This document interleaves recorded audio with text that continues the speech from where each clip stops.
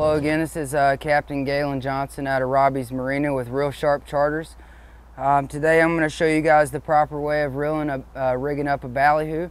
There's two different ways there's many different ways. I'm going to show you two easy ways to rig it up. One is with a lead and one is without a lead. And the one with the lead is to make that ballyhoo go deeper into the water, and without a lead is so he skips on the top of the surface. But this is with the lead, and if you notice, I'm using a regular 8/0 dolphin hook with a 1/2 ounce weight. And you're going to have some copper wire. You just go around the eye of the hook so it holds in place. But before we even get started with that, we have to prep our ballyhoo for it to swim right. The whole purpose of rigging a ballyhoo is to make him swim natural, because with any kind of fishing, you take your bait and you try to make that bait look as if it's alive. You know, if the dolphin are feeding on flying fish, usually a rigged ballyhoo is the closest thing that comes to a flying fish out there in the offshore. So we're gonna rig up a ballyhoo to simulate a flying fish. And the way you do that is, the first thing, if you notice, is the fish is long and skinny. He's got a spine that runs all the way down his back, and you can break this with your two thumbs. You can actually see that bone pop out of place right there. And after that is the gross part, but fun part for some people, is you got to get the doo-doo out of them. And to do that, you just take your thumb and you just run it down, and then all that good stuff comes right out of there. And usually you don't want to get it on your boat, so you might want to hang over the side and get that stuff out of there. That's going to really make him swim better. It's kind of gross, but gross is not a fishing word.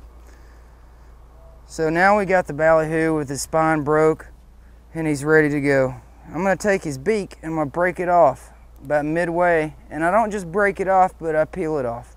And there's a reason for that. You notice that little piece of skin comes off with it. There's a reason for that. I'm going to show you in just a second. You're going to take your hook and you're going to go behind the ballyhoo. You're going to go right into his gill plate, just like that. And you're going to get in there and go all the way up with him as far as you can. And you come right out the middle.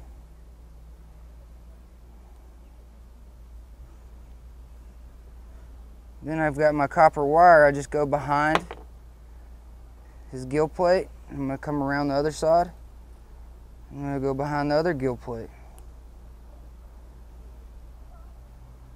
I'm going to go through his eye socket, come out the other side. And I'm not going to pull this down all the way tight. And there's a reason for that. I'm going to follow up with my weight. And I want to put that weight right in the center there. I'm going to come back around the copper wire in front of the weight, through the same hole in the eye socket.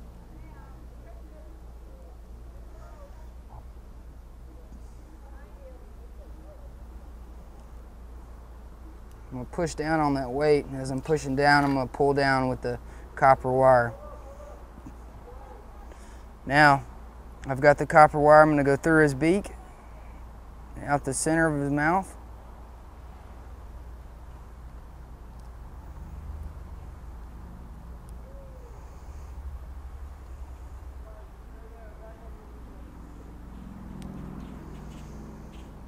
And remember that piece of skin that came off that beak, that line is going to lay directly right into that piece of skin that came off.